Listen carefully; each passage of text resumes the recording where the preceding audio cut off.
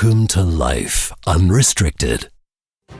This is your show if you're sick of living a life controlled by food and exercise rules, and if you're ready to learn how to accept yourself and enjoy the heck out of life. My gig is about body image, femininity, self-worth, and resilience. Come on, let's walk side by side as we slowly step out of restriction misery and unlock our true selves. Your host, Merritt Boxler, is a former national radio DJ, freelance journalist, speaker, and writer with a passion to make women feel good in their bodies.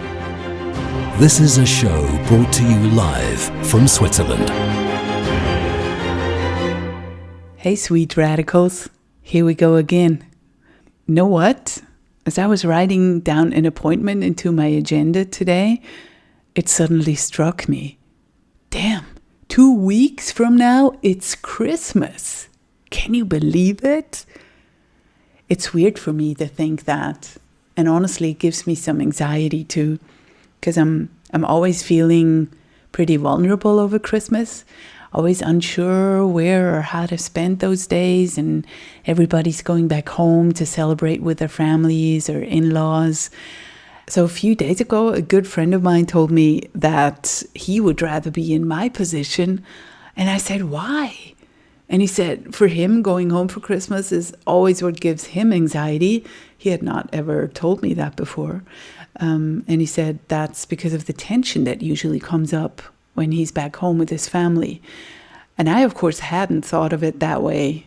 Every year I fall into this old romanticized thinking about, oh, Christmas, everybody's having a beautiful tree and presents and everybody loves each other and there's so much good food and everybody is celebratory and singing and blah. So, yeah, that's not the case for everybody. So I find some comfort in that. And just if you out there are not really comfortable with Christmas or have some anxiety about it, know that you're not alone.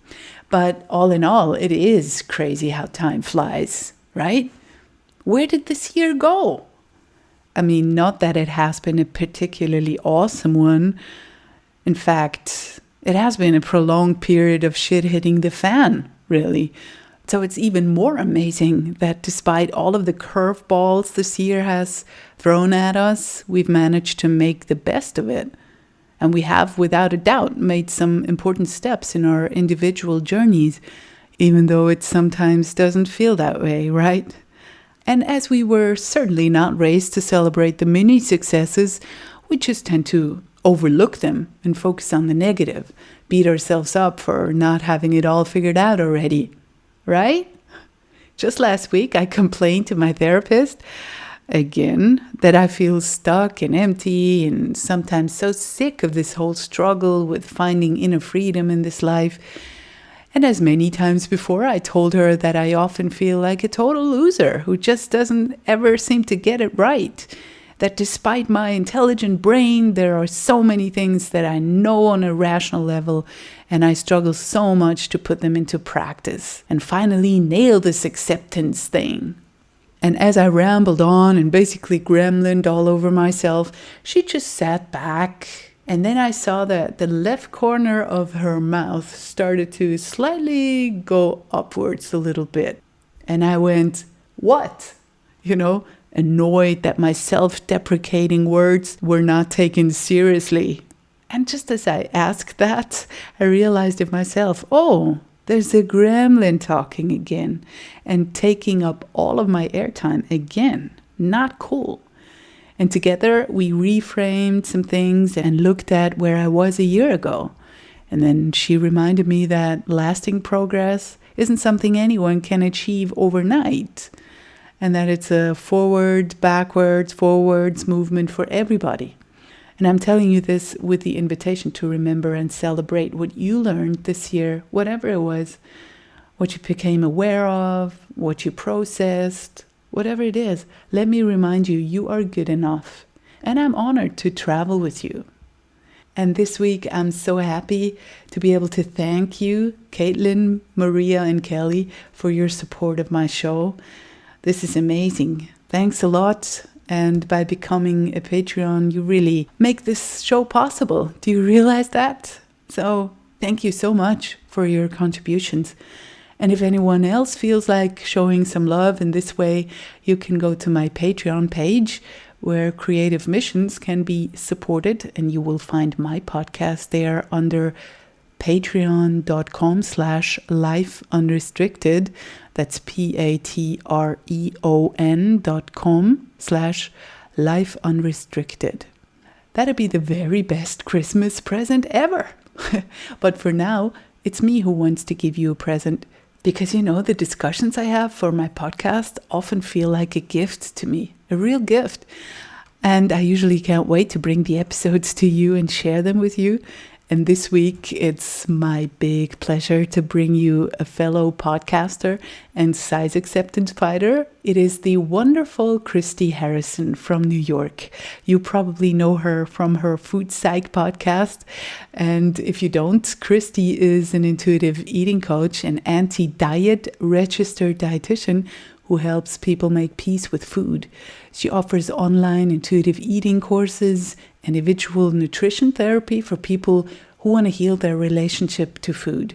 Her work is based on health at every size, and it is coming from a body positive perspective, which is wonderful. Being a journalist as well, she has written for numerous magazines and websites, including Refinery 29, Gourmet, the Food Network, and others. And as I mentioned, she is hosting this Food Psych podcast, this wonderful, great influence that helped me, start my recovery from restriction, binging, and over-exercising. So I have a lot to thank her for. Christy and I chatted on a Sunday. It was evening for me and morning for her, and both of us were in chill-out mode. Hi, Merritt. Thanks so much for having me. Oh, thanks for coming on in your PJs. This is always a special honor if people come on my show in their pajamas. It shows a certain, basic level of trust, which I appreciate. Mm-hmm. Would you tell everyone about Christy Harrison and maybe just take us back to when you were little Christy still? Oh, sure. Yes. So little Christy, I think, had a fairly decent relationship with food.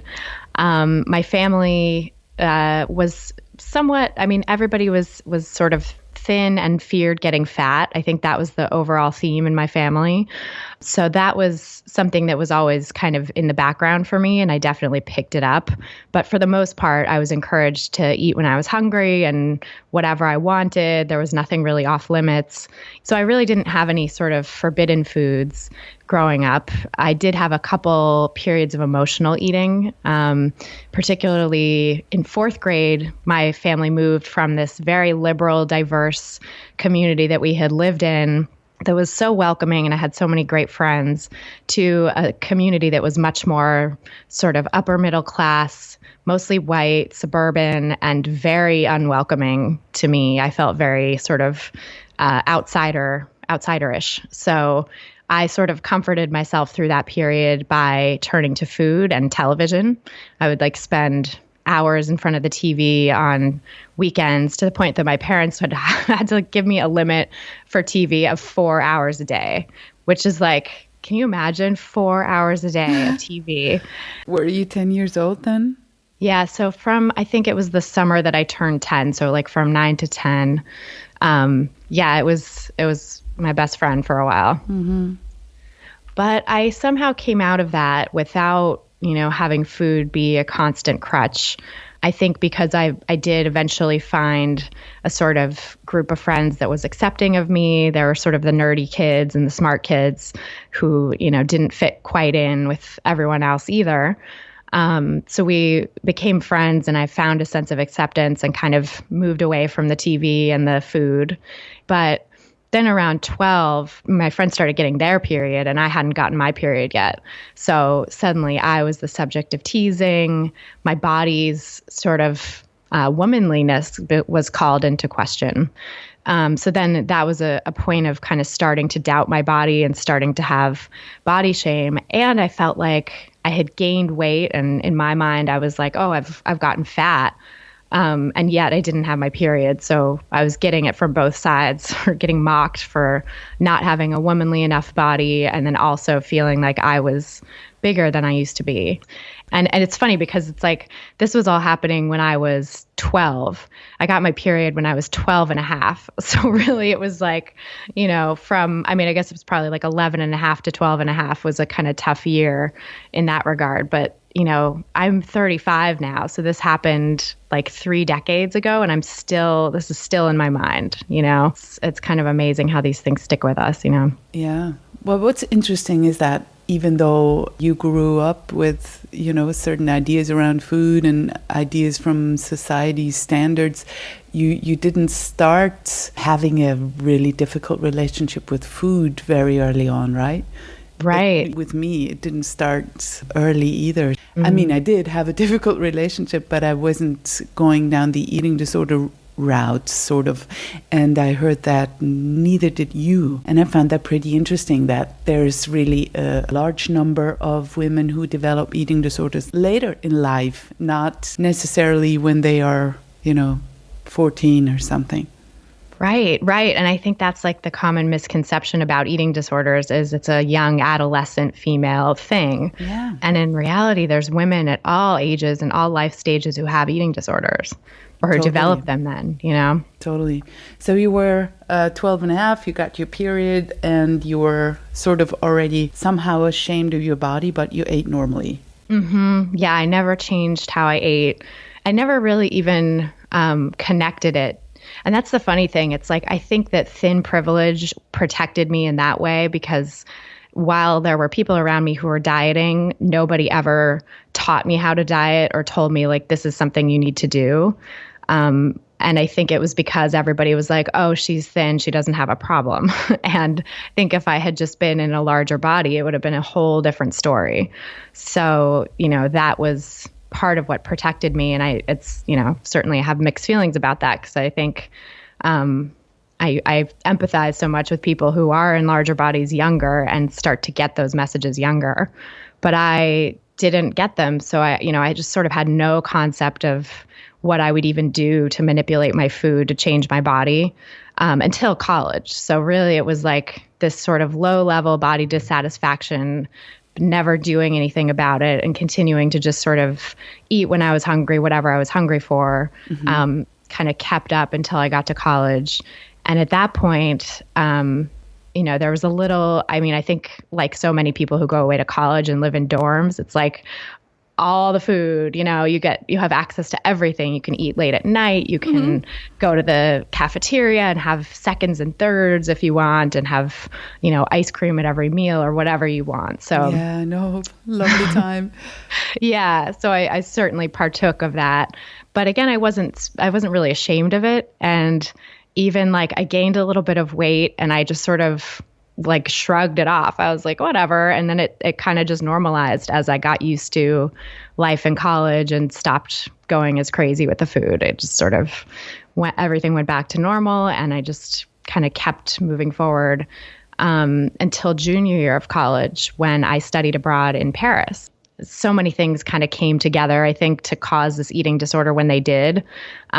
Because when I went away to Paris, I went to the OBGYN beforehand, the gynecologist, and I was like, I need a year's supply of birth control pills because I won't be coming back for a year. And she said, okay, I have these, it would be a different pill than you're already on, but I have like samples of this one type of pill that you could take with you, and I have a year's worth. And I was like, great, free pills, done. Wow. Yeah. So I got on this pill, and, in retrospect, I can see that it just made me gain weight very quickly, and like largely water weight. But at the time, I just went on it and then kind of went about my life. And then I was like, oh, weird. I'm splitting the seams of my pants. I feel like I'm not fitting into my clothes anymore. What's going on? And I didn't connect it whatsoever to the birth control pill. So I was in Paris, having a great time, eating lots of exciting, rich, different foods. And coming from California, where, at that time, it was like 2001, the low fat craze was like kind of still in effect. Mm-hmm. And, everything I ate at home was like low fat yogurt, low fat milk, this and that. So to have like real, whole milk and whole milk cheeses and yogurt was like delightful. Mm-hmm. So I definitely think, I had a little kind of going crazy moment of just like being really excited about all the different foods and trying everything. And I think I put on a little weight naturally from that. But also with the birth control pill, I put on a lot of weight from that. So then suddenly I was like just in a larger body for me. Like I was not even in a body that society would consider a larger body, but just for me, it was larger than I had been. And I started to feel very weird about it. Mm-hmm. And so I think all of the weight stigma and body shame that had like been lying dormant in the back of my mind forever just sort of sprung up. And I was like, I have to do something about this. The moment that really crystallized it for me actually was I asked my roommate, who was French, if she thought I was fat. And she was like, "You're a little round, tu es un peu ronde," she said. And I was like, un peu ronde? Oh. I know. Merde. Totally damning. Mm-hmm. So, that really stung. And I just decided at that point, I was like, I am not round. I'm going to deal with this. Mm-hmm. I have to lose weight. So thus began the quest to lose weight. And I had never done it before, so I didn't have any idea about where to start. But the birth control pill had also made me a lot hungrier than I had been before. So I decided to like stop honoring my hunger. Basically, I started fighting against it, mm-hmm. which was extremely difficult because I had never not honored my hunger in my life, and it just didn't feel good. But I also had this sort of will to change my body now. So that all came into play in how I approached food in my body too. And I started just making all these rules for myself. And I still was on this birth control pill, still had no idea of what, the changes that it had wrought in me. But I was like, okay, I'm going to do this, this, and this. And I did actually start to lose a little bit of weight, and people noticed. And my friends in Paris commented, and they were like, "Oh, you look good. Have you lost weight?" And of course, as we all know, like that kind of compliment is just a drug. Yeah. Mm-hmm. So that really started me down the path of wanting to keep losing weight and then starting to do more and more extreme things to try to lose weight. So this was all around kind of the second semester of my junior year abroad. And I got home in June of that year. And by August, I would say I was probably in my eating disorder. So really, it was like within 6 or 8 months, it kind of descended pretty quickly into this highly restrictive, very rule-bound, very unhealthy relationship with food. One of the biggest tells for me was that I stopped getting my period around that time, and I started going to doctors, and they nobody really said anything about my weight or made any sort of indication that I was underweight or that I needed to gain weight to get my period back. Yes. Which is crazy, right? Same thing here. Yeah. And I remember listening to an episode where you were sharing that too. And it's like, you have to fit this sort of stereotypical profile for doctors to really get it. Because I think so few doctors are educated in this stuff. And, what was going on for me was probably some version of hypothalamic amenorrhea. But, for sure. I didn't have anyone who saw that, except for my mom, who noticed my weight loss, was concerned, and, sort of had made some comments about it. But also she dieted with me. So that's the thing that's really? Like, yeah, I think it's so, because this kind of behavior is so ingrained in women, to want to get thin and to want to change our bodies.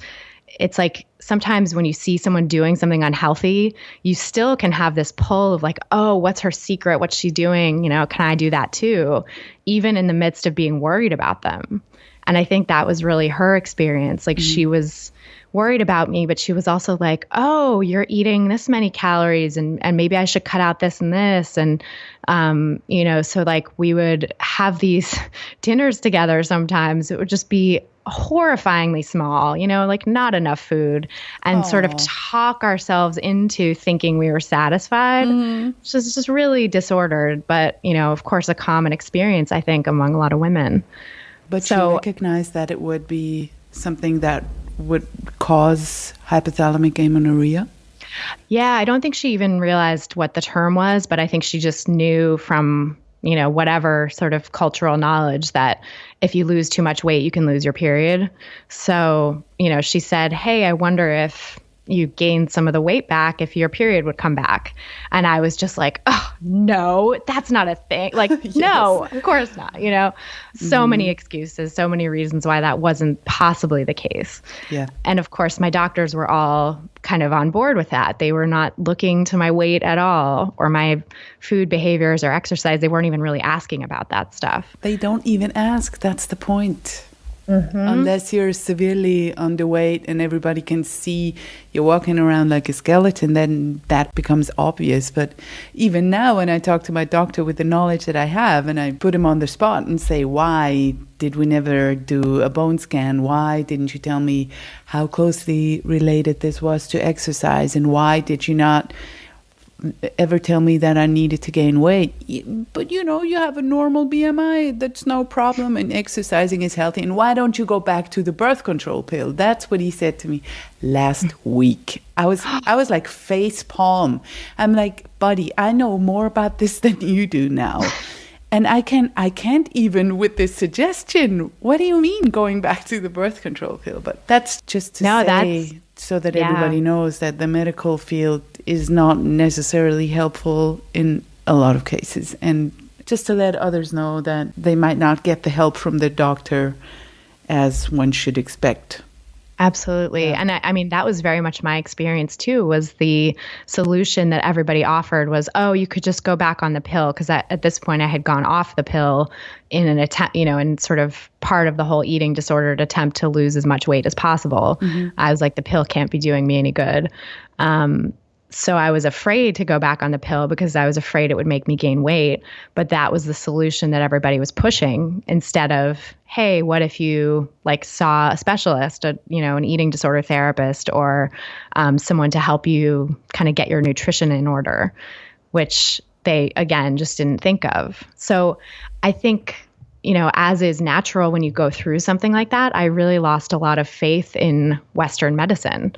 And I started looking for alternative explanations. And I think it's of course tied right into the eating disorder's desire to hold on to the rules and not have to let anything go, but also get my period back, because I just realized this actually. I was like, my period was very important to me at the time. And I just realized in talking with you today that oh yeah, my period had been a big deal back when I was 12. So I wonder if that's part of the reason that I was like, got to get my period back, because some women, I think, when they lose their period from this sort of thing, are like, oh, well, that's an annoyance I don't have to deal with. Even if they're a little bit worried, I think it's sometimes people can brush it aside. And I know certain clients who've not had a period for years and they're just kind of okay with it. But yeah, I hadn't had it for 8 years, and frankly, for 6 years, I didn't even think about this could be a problem. I'm like, yeah, that's convenient. So right, yeah, it's probably because I never really had a mother to grow up with. It was just like, I don't care. I got other shit to do in life. I need to survive. I don't need a period. So it's actually a good sign. It's a healthy voice inside of you telling you, Christy, you should be getting your period. We should fix this. So it's actually a good thing that you did mind that you didn't have it. It really is, because I think I wouldn't have taken all of this as seriously and then finally had as much of a turning point maybe if I hadn't cared about my period. But also I think it led me down a really disordered path to say okay, I'm not getting my period and this is a problem, but Western medicine doesn't have any solutions for me. And right about that time, as I was kind of, in this place of receptivity to alternative explanations, I had a family friend who got diagnosed with celiac disease. Oh, and the no bread, no gluten phase came along. Yes, exactly. So yeah, she told me about some of her symptoms and that they had cleared up when she went gluten-free.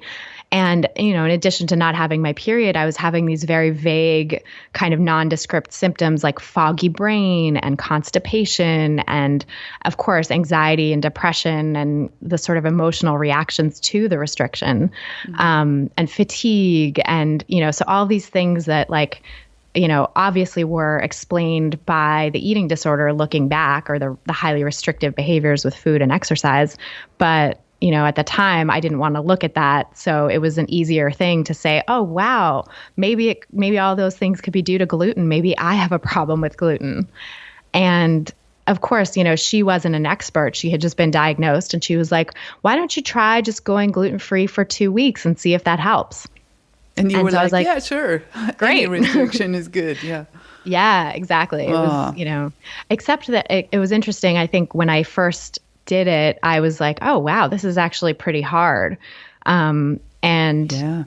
And around that time also, I was just starting an internship at a newspaper. I had just graduated from college by this point and was interning at a newspaper. And I had a co-intern with me who I had this big crush on. I sort of fell for him pretty early on in working together. He was so cool, so smart, just this very worldly person. And he wrote about food and science. Those were kind of his two main beats at the paper. And so I told him about this gluten-free thing, and he was like, oh, that sounds a little like quackery to me. I would be skeptical, Good for him, yeah.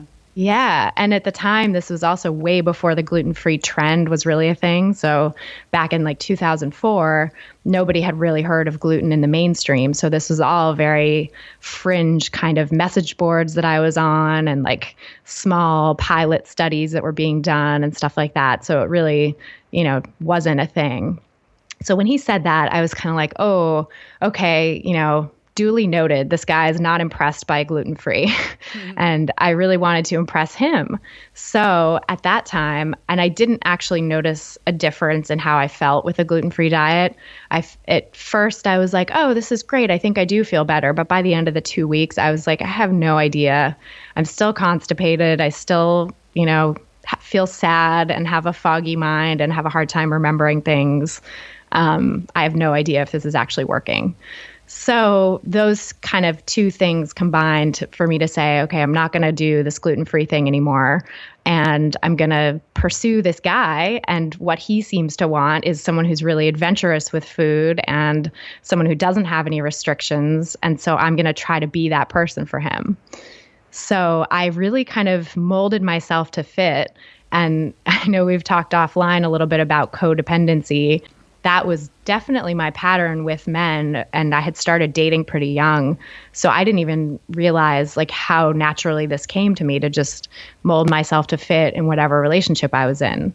And that actually really saved me. That's not a great philosophy for a healthy relationship, but it's something that really worked in my favor in this case, because I think I finally did get together with him at pretty much the worst point of my eating disorder.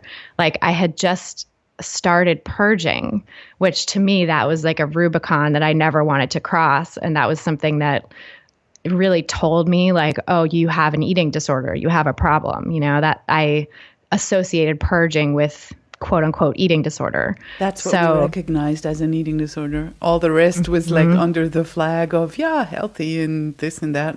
Mm-hmm, exactly. It's hard to deny that you have a problem when you're purging, but it's also possible to deny a lot of things when you're not purging. So both is a problem, isn't it? Okay, sorry. Oh, no, yeah. So, I mean, when that was happening, and then I actually got together with that guy a week or two after sort of trying to reach out for help with the purging and being dismissed very nicely, but sort of dismissed by my therapist and my mom as oh, this isn't really that much of a problem. What? Yeah. So, and my mom also is a therapist, I should say. How is that even possible? Yeah, I think this is a thing about people who don't have a specialization in eating disorders. They can really miss the boat on diagnosis, because both my therapist at the time and my mom don't specialize in eating disorders and didn't really understand the gravity of the situation, because what I told them was like, oh, I've started purging and I've purged like twice. This was like a big deal to me because I really was upset by it. And I told my mom first, and at first she said, one swallow does not make spring. Which is like, oh God. Right. And then I was like, well, it's twice. And I like feel so out of control with food, and I feel like I'm going to do it again and like help, And she was like, well, really, like 2 swallows don't make spring either. Like you don't necessarily have bulimia, which is true. Like I didn't meet the diagnostic criteria for bulimia, but that doesn't mean I didn't have a problem. The fact that I had been led to purge in the first place, that I was feeling so bad about my binges and so bad about my body, and like all of this stuff had sort of led up to the purging. Like that's what the problem was. And the purging was a problem in and of itself. Like people shouldn't be purging, So that was sort of a big rebuff. But she did say, hey, I wonder, because I had been seeing a different therapist up until that point. She was like, I wonder if your work with your therapist is actually helping. It seems like in some ways, this particular style of therapy that she's doing is kind of like worsening some of your self-criticism, which was totally right. Like that part was spot on. And she said, I have a list of colleagues that practice in a much more sort of present focused and like cognitive behavioral type of way, because the person I had been seeing was a psychodynamic therapist who focused a lot on like, oh, what do you think that means? And, very neutral, very just sort of interested in like drawing out the dark parts of my personality and then not really helping me process them. Mm-hmm. So of course that was not particularly helpful because I had such a tendency to be self-critical in the first place. And when those things would come up in therapy, I was just like, oh my God, and I'm bad in this way now too. And this is also wrong with me, rather than having a place to sort of say like, oh, I see what I did there. And it's because of all these very understandable factors, and here's something I can do to change it. So, my mom recommended someone else for therapy who was so much more compassionate and so much more helpful in sort of changing that self-critical thought pattern, except that she didn't get eating disorders either. And when I told her about the purging, which had continued a little bit, she was like, well, I don't think that's really a problem. It was always sort of like, you're being so much harder on yourself than you need to be. That was like her formulation of what was going on with me, was just everything I thought about myself was so much more critical than it needed to be, which was true. But also the purging was a problem. And I think she missed that in lumping that in with this sense of like, oh, you're just being too hard on yourself. Unbelievable. Yeah. So that happened, and I was really feeling at a loss because I was like, I'm trying to reach out for help here, and nobody seems to be thinking this is an issue. Sounds terrible, yeah. It takes a long time to actually reach out, and then it just not going anywhere. That's hard. Exactly. Oh, yeah. Because it does take so much courage and bravery to say, hey, I need help, and here's what's going on with me, and here's this thing that I'm very ashamed of. So you didn't get any solutions for your problem yet? No, except that I got into this relationship. I actually looked back at my journals recently, and it was literally 2 weeks after trying to talk with my therapist about this that I got together with this guy. And so suddenly everything seemed like, rose-colored glasses, like I was walking on air, and it felt like everything was just going to get better, and it in some ways it did, because I now had a real incentive to put away the very disordered behaviors with food. Like I was like, I'm not going to purge. I'm not going to be weird around food with him. I'm just going to try to eat normally and eat whatever he wants to eat, follow his lead on, being adventurous with food. And then whatever I do in my own time is my deal. But, I'm going to commit to being normal around food with him. And that's pretty much what happened. I, was still over-exercising and restricting when I was on my own, but I did stop purging, and I did start eating more and more varied foods and, kind of breaking down my food rules when I was with him. And we got more and more serious over the next few months. And so then I was spending more and more time with him. And to the point where we actually took a cross-country road trip together to move to New York. And so it was like 10 or 12 days of nonstop being with him and eating every single meal together. Wow. And the trip we took was organized around the best barbecue spots along the way. Wow. And no anxieties? Nothing? You didn't, panic or feel anxiety all the time? Constantly. I would have freaked out. I totally did. I just kind of kept that on my own time. I wasn't really honest with him about what was going on for me emotionally. I occasionally voiced my body insecurities to him, and he had his own body insecurities. And unfortunately, I think his responses sometimes came out of that.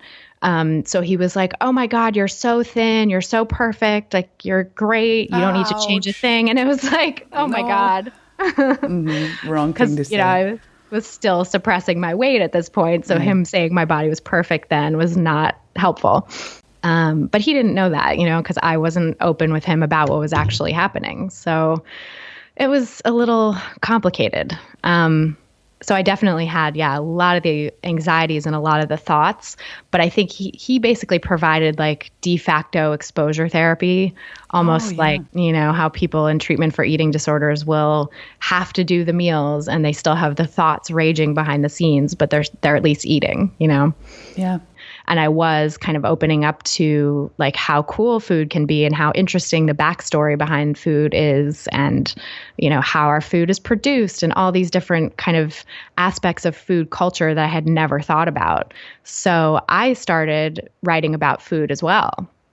And I think that was a huge step and a huge piece of my recovery, because now my professional identity was partly staked on this love of food, or purported love of food, Mm-hmm. So Another part of the exposure therapy for yourself. Big time. Mm-hmm. Yeah. Because I decided like this is so important to me and this is what I want my beat to be. So I'm going to just write about food. And I started, pitching all these different organizations that were specifically devoted to food. And I got a regular column at a food magazine online. And so suddenly, I was having to go to all these tastings and food events and networking with other food writers. And that was another huge piece in this edifice of recovery, Did your weight change at all and you had to deal with that? Or did you just start eating differently and your weight didn't change and so the anxiety subsided? It did change a little bit. Yeah. I should say in all of this that the changes in my weight were pretty small compared to some other people's experiences. I saw my body changing as though it was this epic failure and this huge weight gain and oh my God, I'm getting so fat. And really it was so minimal. Now looking back on it and being able to kind of put it into context, I'm my body just changed shape and, I filled out in ways that I needed to, and my body just sort of bounced back to what it was before the eating disorder. So I think that's another aspect of my experience that really is telling for medical professionals too, because I was always in the quote normal BMI range. And, I've always been a relatively small person, but I never got thin enough to look sick. But I was so sick just from a small amount of weight loss, So, even someone who, it's the people who start out in larger bodies and lose weight and get into the quote unquote normal category can be so sick without it being recognized because they were in a larger body, and it's culturally considered a good thing when people in larger bodies lose weight. But I think even people in smaller bodies who lose weight can also be so sick without it being obvious, Totally. And it's thanks for mentioning that. Yeah, it's important.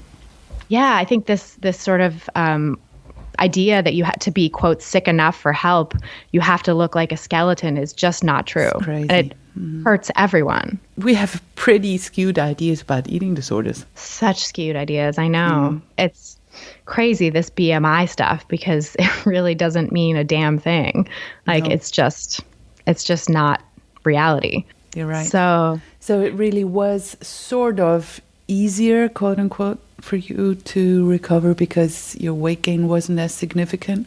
Because I think that's where people start relapsing if they don't build a solid foundation to stand on, because it just freaks you out and your old fears start coming up and rearing their head, and then the old restriction patterns come up again, or the over-exercising. Mm-hmm, absolutely. I mean, I think it did. Those things did come up because I was also kind of body dysmorphic, and I was seeing myself as so much bigger than I was.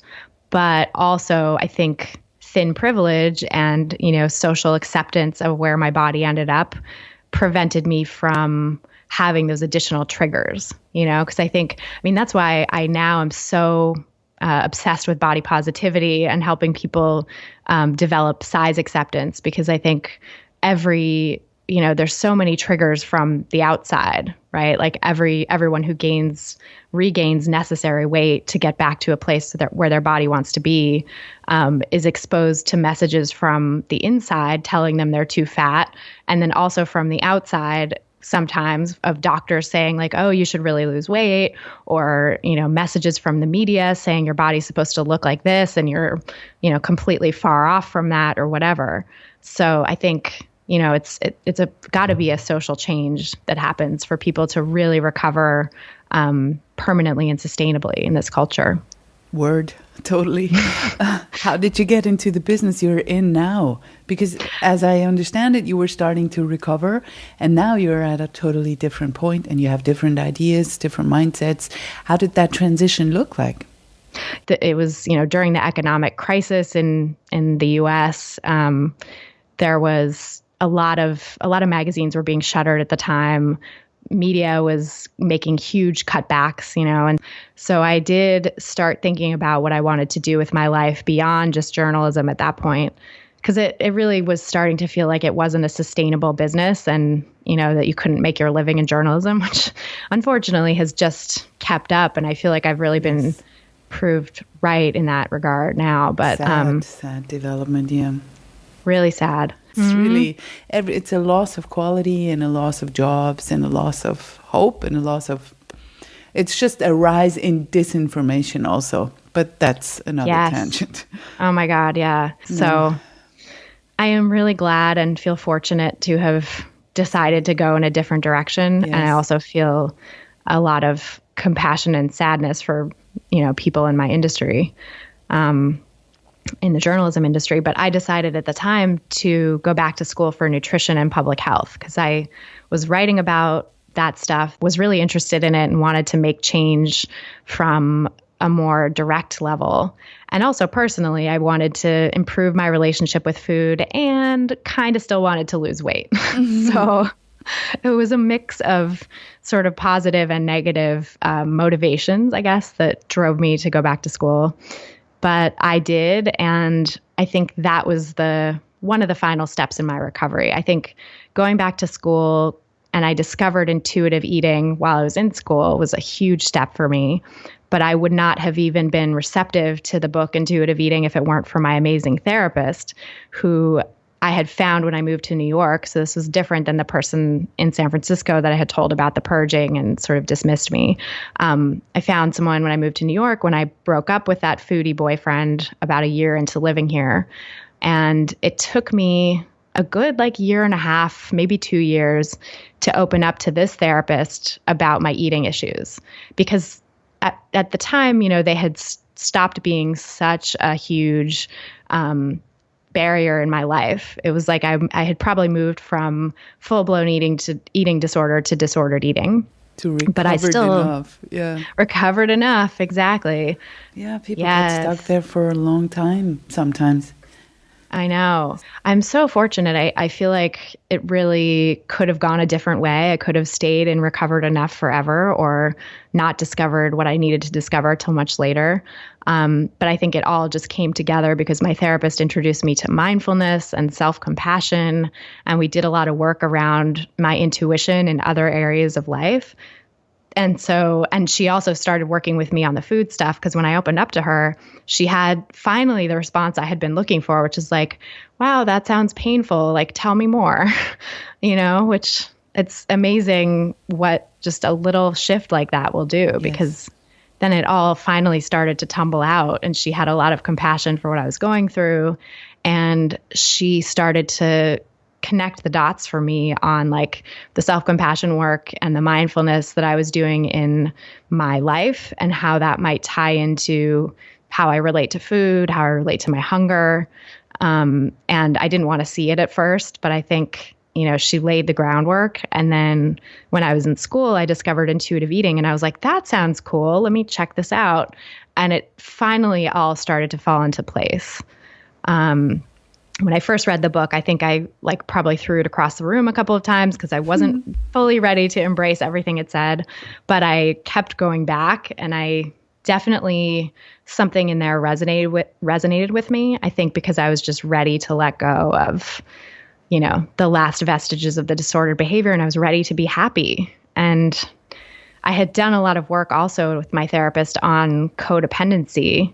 So I was starting to realize like the ways in which my relationship with that guy had been really codependent, but also that it had actually helped me sort of get a better relationship with food, and was sort of grappling with that. And I guess I was also sort of ready in that regard to be, to move beyond recovered enough and to move into a place where it's like not just a Band-Aid or a patch over the issue, but actually like really taking charge of my life. And I think codependency is often a sign of, very early attachment issues, unsecure or insecure attachment. I don't know. And that results in a low self-worth, and no identity tends to end up in us looking for other people, looking for other people's validation, looking for other opinions, and as you said, doing as we think others would like us to be.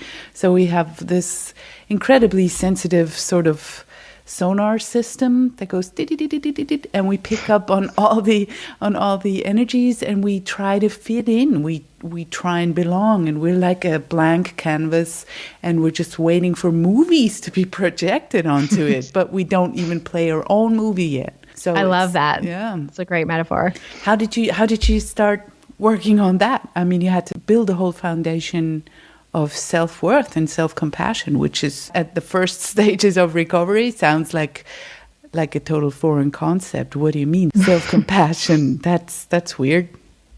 Oh yes, I definitely had a hard time with it, and I think it took years of working on it and sort of circling around the ideas for them to start to filter into my life. So, I know it's a process, and I see people go through it now where they're like, why am I not here? I've read the books. I know what I'm supposed to do. And it's like, I know, but also it just needs time. I think you got to let these things percolate sometimes. That's a beautiful word, percolate. But how did you tackle the codependency stuff? Well, I think the catalyst for that was really it was the end of the relationship with the foodie guy. And then I was in 2 relationships after that, one of which, the second of which was very toxic. I was basically trying to love someone back to emotional health. And He was hypomanic depressive and not medicated, and not really taking responsibility for his own mental health or recovery, and just not in a place for a relationship. But I think, we both kind of colluded to create this illusion that I was going to fix him. And, he really bought into that too. It was like, I'm so happy when I'm with you, and I don't need to be in therapy, and, we just need to spend all our time together. And you got your self-worth from that, but at the same time, you just totally lost yourself. Mm-hmm. Absolutely. And I was working with this guy at Gourmet, and Gourmet had been such a dream job for me. And then, suddenly I'm in this toxic relationship where we're breaking up and getting back together all the time, and I have to see this guy every day at work. So it just became untenable. I think a lot of times maybe things in our life, we can go on for, quite a while doing something that's disordered and unhelpful. And it bothers us, but not enough. And I think the codependency finally bothered me enough. And I didn't even have the words for it at the time, but the toxic relationship and the cycling back and forth just got to be too much. And so I was talking to my therapist all along about this relationship, and I could tell that she was not pro this relationship. And every time I would get back into it, it was sort of like, oh, what are your motivations here? What's going on? Whereas I was like, but it's going to work this time, at the time too, I think my therapist was really working with me on mindfulness and just sitting with the feelings and having compassion for myself for going through this, because not only was I kind of going back again and again to this relationship and continuing to get my heart broken, but I was also really hard on myself for it. Every time it would happen, I would be like, why did I do that again? I'm so stupid, et cetera, et cetera. So I think the self-compassion piece was really helpful, and the mindfulness too was really helpful in just starting to, not add that second arrow, as the Buddhists say. Yes. It's a beautiful metaphor also, the second arrow. When I heard it for the first time, I think from Tara Brach, I was amazed by it's such an intense picture in my mind that it starts making sense immediately. Why would I hit myself for a second time when I'm feeling bad already? So it's a beautiful thing. And you mentioned Tara Brach, and actually she was so instrumental in my recovery at this point, because mine too. That's awesome. Yeah. I was listening to so many of her talks, her wonderful Dharma talks she gave on YouTube. They're all available on YouTube. And I was in this mental hospital after everything broke down, and I binged every night. But while I binged, I watched Tara Brach every night, another talk. But that's how it started. Yeah, that's why I was reacting to it, because it was like Tara was the first person that reached me through the whole, I can't heal because I have to stay skinny. I'm not safe if I'm not skinny. No one will want me if I'm not skinny, blah, blah. Thank you for sharing that. I think something about her message really resonated with me too. And I've always been a word person and an auditory learner. So I think something about listening to those talks, because I listened to the MP3s before the podcast was even available. It was MP3s you could download from her site. And my therapist sent me one, and that was sort of the launching point. I was like, oh my God, she's amazing. And I can walk around the city with her in my ears and, sort of replace this negative inner voice that I have with her voice. I think that's really what it was at first, was letting her be my inner monologue. And so that gave you the strength eventually to leave your toxic relationship and really make changes. And it wasn't, overnight. Again, I think it definitely, there were a lot of stops and starts. Yeah. And I got into another toxic relationship after that. So it wasn't like I was done with the pattern completely. But I was so much more woke that I was like, oh, I'm doing this and this is a bad idea. And I definitely had some negative repercussions from that final toxic relationship, but at least I was pretty aware the whole time, this is that same pattern again. I'm doing that thing again. And I tried to have compassion with myself even as I was doing it. But also, it was just hard. Do you know why you got into those relationships and why you felt attracted to guys like that? Oh, yes. I mean, I think it's a lot of, like you said, the early attachment stuff. My dad is a wonderful person, but he also has a lot of issues of his own. And I actually just realized recently he has PTSD.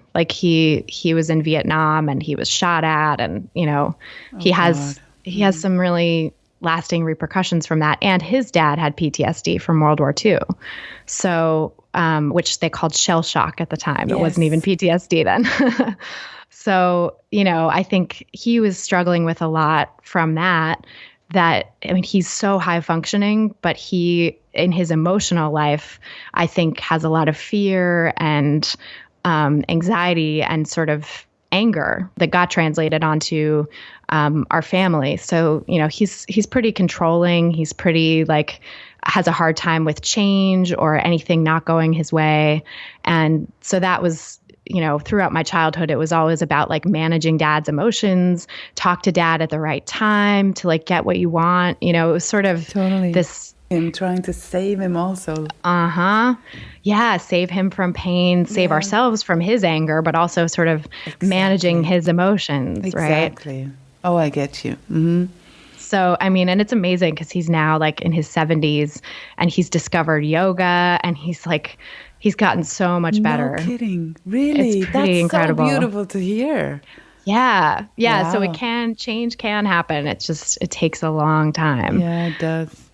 And so, I have definitely complex trauma from all of that and from other things that happened to me in my childhood outside the home and just sort of like crappy things that happen to you when you're a woman. So I had some sexual assault, issues and or incidents rather. And so I was, certainly, I think, looking for something to fill the void in me because I didn't have a strong attachment and good modeling of like what a man is, how a man is supposed to be. And my modeling for that was like, you have to take care of him and manage his emotions, and he's going to be sort of angry and volatile, and that's just how it is, versus actually that's not something you have to expect from a man. And you can go into a relationship being two whole people and share yourselves and grow together without one person having to manage the other. Like, what a revelation, And it's actually good to hear that it does change, because I know for myself, my past relationships were a lot like you described them for reasons, for the same reasons. And I've not had a relationship in a long time because I was busy staying skinny. You know what I mean? And from what I hear, you are in a relationship now that you would describe differently. And it's good to know that it does change, that we don't have to walk down the same pattern and, get attracted to the same types of people that we used to. It's kind of amazing. And I didn't actually think it was possible for a while, because my therapist would say, as we were uncovering this codependency and sort of working through why I kept choosing the same types of partners, she was like, you can actually find a partner who's stable and, sort of has their shit together emotionally, and she described it like a warm radiator as opposed to fireworks, Yes.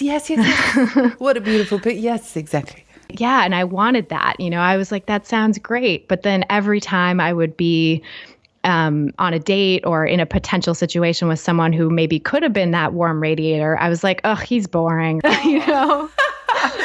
Yeah. Oh, God, he's nice, but he's boring. Yep. So I felt like I could never be attracted to a guy who had that quality. But then I stumbled on my boyfriend, who I've been with for 2 years, and we live together, and it's really serious. And like, I was like, oh, like, here's my radiator.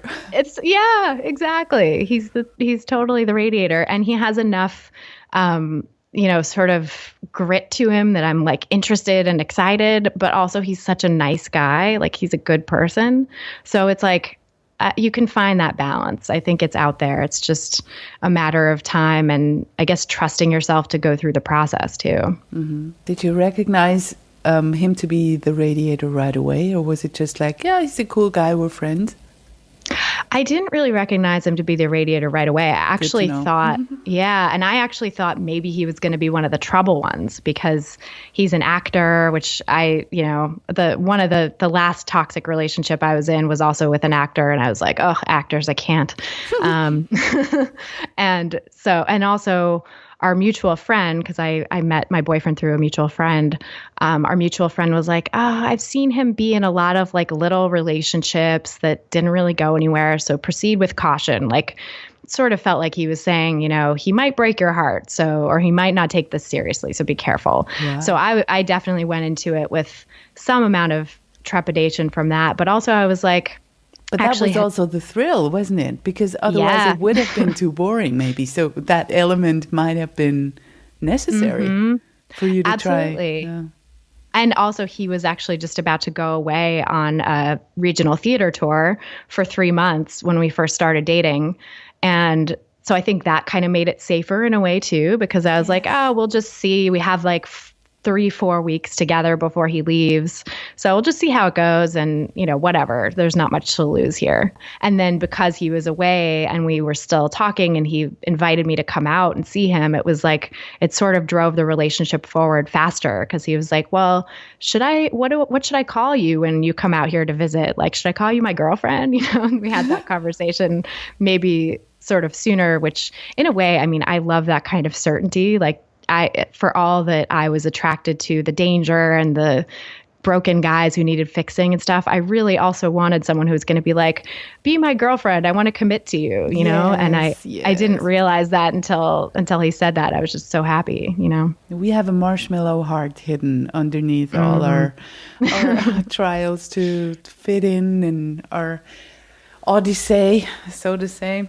Yeah. And it's interesting how many eating issues generally and eating disorders also are, in the end, hidden intimacy issues, because we're so not sort of okay with intimacy. We are longing for it, but at the same time, we are so afraid of getting hurt that food comes in really conveniently and fills up the void, or the obsession with restricting and over-exercising doesn't leave room for intimacy to really happen. Because when you're loyal to your eating disorder or your weight loss obsession, then you can't be loyal to love in the end. That's so true. Yeah, you can't really be open to the possibility. Yeah, I think a lot of this stuff is lack of self-love, and also the abandonment issue, the resulting fear of intimacy. And it's so much easier to just say, oh, I wish I had a boyfriend, and oh, I so want to be intimate with somebody. But in the end, I had to really call myself out on my own bullshit, because whenever a guy really approached me and wanted to just be nice, be the warm radiator, say, and be really interested in me and not in a fireworks sort of way, I was like, no. You know what I mean? So I'm like, no, I'm not really looking for intimacy, am I? I'm bullshitting myself. I had to allow myself to be honest with myself and say, I'm afraid of intimacy, and I want to learn that.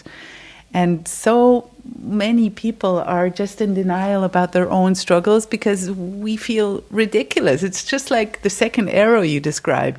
As with the eating disorders, I was like, why am I so obsessing about something so shallow when I am so not a shallow person? I'm so not a superficial person, yet at the same time I seem to really, really, really want to be skinny above all else, even though I love every other size and shape and person that I meet for who they are. What is going on? So I beat myself up for even having the problem, you know what I mean? And the same thing with the intimacy as well. Like, what the hell is wrong with me? No self-compassion, far or wide, anywhere, you know what I mean? So it's good to just say, yeah, I see, I struggle with this. Damn, yeah, it hurts to struggle with this because I feel lonely, and that's a totally different voice. Even when I say it, you know, my voice sounds different when I say, oh yeah, it hurts to have intimacy issues. And it hurts to be concerned about my weight so much and to be so in the grip of disordered eating. That's hard. It sounds different. So I think a lot of people who have those issues are just beating themselves up for everything all the time. Oh, yes. I totally identify with that. I beat myself up for the eating issues and the intimacy issues and really everything I used to, you know? Yeah, it's so sad. Like, because when you say it and I hear you say it, then my compassion is right here. Because I'm like, oh no, Christy. And I want to hug you, you know? Yet when I feel the same way, I go into beat up mode totally quickly, and I have to look at my reminders and my own Facebook group and remind myself of the fact, oh, no.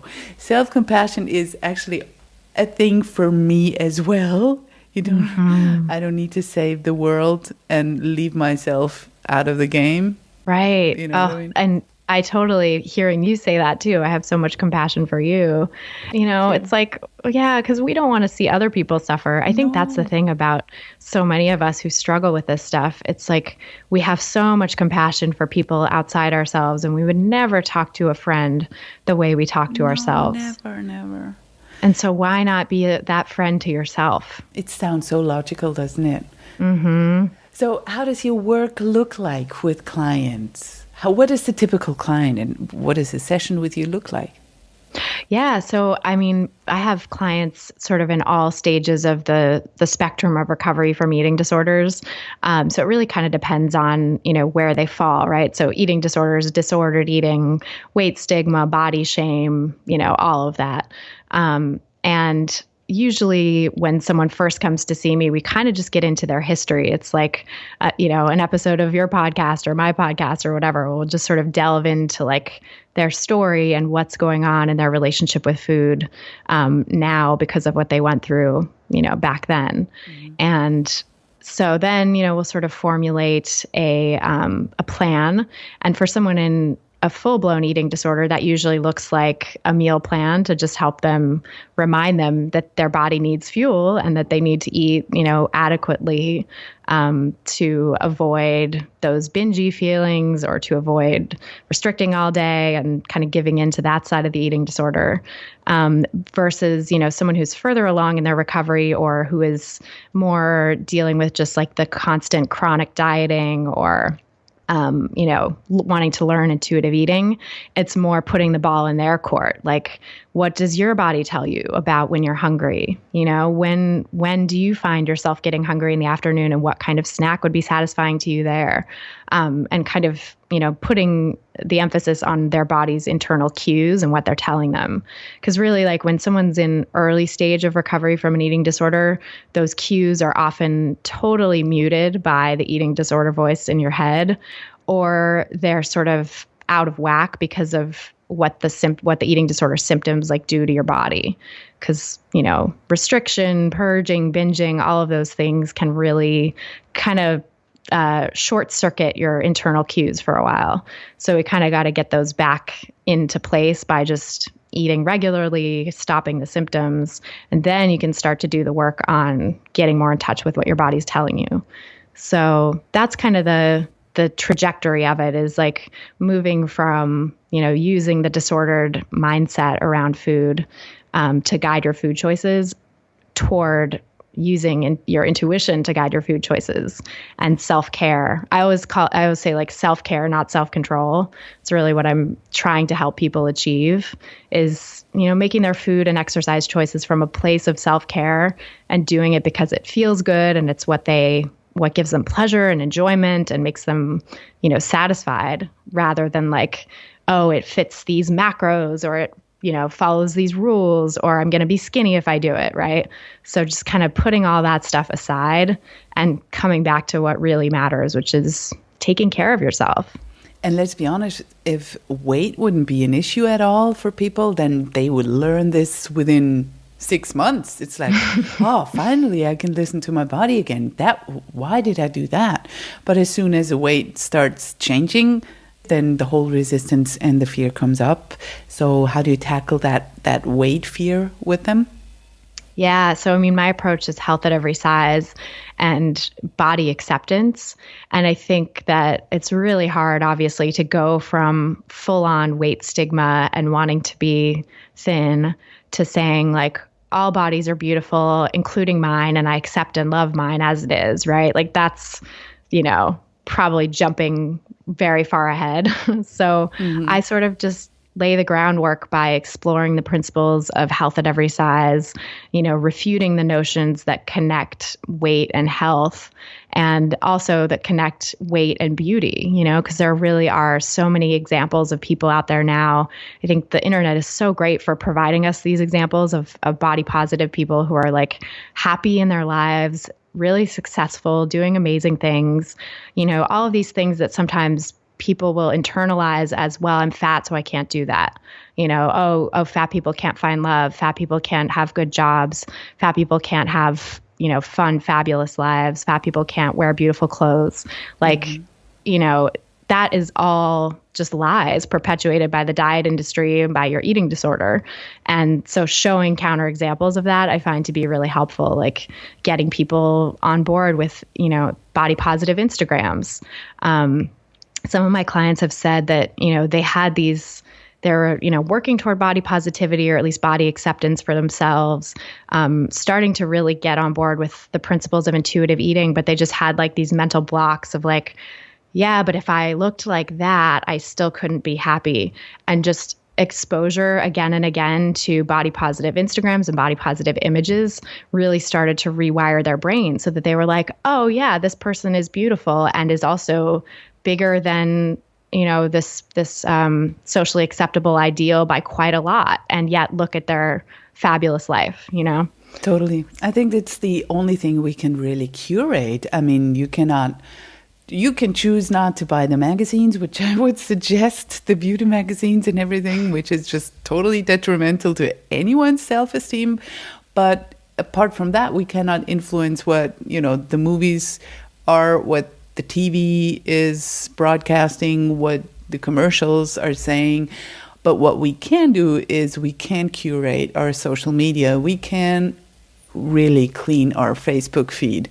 We can join cool groups where the discussions are like we had one right now, and they can join Instagram accounts, just as you said. And that really makes a difference, because I have to admit, when I start my Facebook on my phone, I really have a totally awesome feed. It's body positivity from A to Z. And everything that is even slightly triggering for me gets unfollowed or unfriended immediately. I don't tolerate it anymore, because for the longest time I was unaware of it. And every time I saw those triggering pictures and messages, I was like, yeah, maybe I should try maybe I should try again. Maybe I wasn't trying hard enough. You know what I mean? And nowadays I'm like, no, if you have a message like that, I don't want to follow you.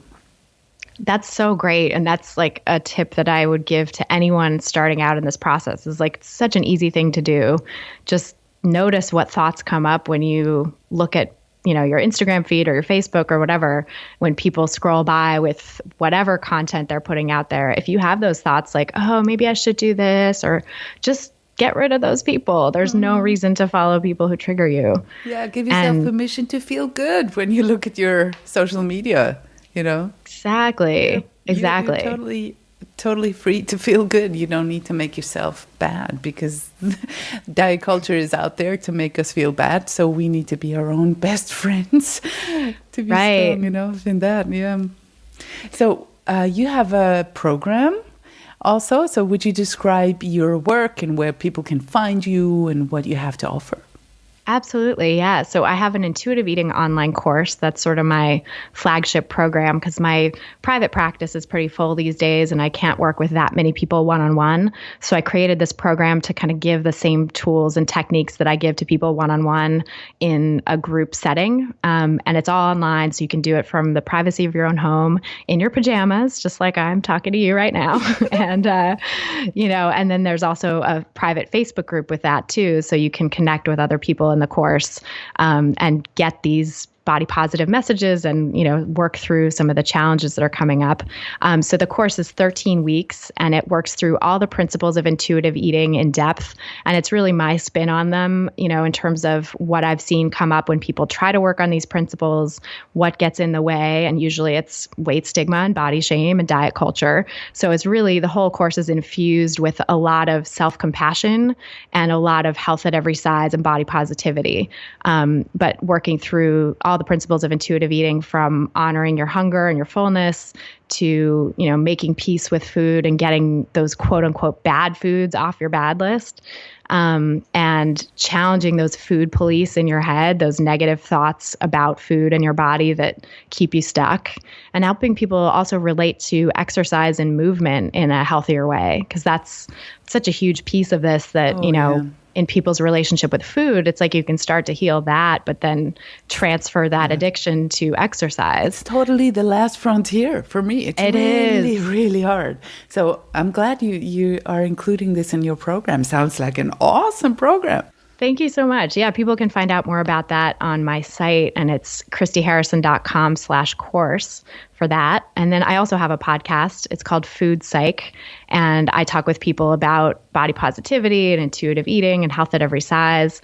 And I didn't really talk about how it played into my own journey, but I started it back in 2013 when I was in the final days of recovery from my own disordered eating. And I was really curious to talk with people about their relationships with food, because I was like, my relationship with food has been so fraught, and I know everybody kind of struggles with this. So I started just doing interviews with people, like interesting people in my life that had interesting relationships with food. And then it sort of evolved from there, because I realized like, oh, I actually can help people recover from this stuff. And people started coming to me to ask me for that. So that's the podcast actually kind of helped to launch my career as a nutrition therapist. So people can go and listen to those episodes. The early episodes are all premium content now, but people can listen to season 2 and beyond on iTunes. And that's, if you just Google or search for Food Psych in whatever your podcast provider is, that'll come up. Yeah. And for people who are listening to my podcast, and I mean, they have to listen to yours because this was such an important podcast for me in this phase where I was only analytically processing the information, but not yet ready to give up behaviors or change routines, like really changing stuff. And your podcast was a really important resource for me. So Food Psych must be on everybody's list. Yeah, it's really good. Thank you so much. I'm so glad to hear that. Yeah. So my last question for you, and of course I will link to your website and to your podcast in the show notes. So my last question, and you were probably expecting that, people seem to know it by now, is what would you like to be remembered for? Yes, I love this question. It's such a good question. And gosh, I mean, I think it depends on, the aspects of my life that you're talking about, because I'm sort of coming to realize that, part of long-term recovery from disordered eating and codependency is really being a multifaceted person and honoring all sides of your personality, because when I sort of recovered from codependency, I went right into work. That was like the next thing that kind of took over my life. And I do really want to be remembered for my work and for what I do to help people make peace with food and their bodies and, find self-compassion. I really do want to be remembered for that. But I also want to be remembered as a good girlfriend, a good sister, a good daughter, a good friend, someone who's there for people in my life. And just a kind, compassionate person. So, I think that's the piece that I'm working on still, is now that I've actually found out who I am and sort of prioritize the things I want in my life, I have to bring back that selflessness, with the people in my life that I once had in the codependent way, and, start practicing that in a more boundaried way. So really being there for people in my life, I think is like the next frontier. I'm glad we're connected. I'm really grateful right now. Thank you so much, Mara. It's really wonderful to be connected with you too. This was today's dose of badassery from Life Unrestricted. Find the show notes with links to everything we mentioned in this episode over at lifeunrestricted.org. And if this show is making you feel good, awesome, make sure to subscribe and please let others feel good too. By leaving a 5-star review on iTunes, you'll help make this show more visible and therefore more accessible for others. You're the best. Thanks.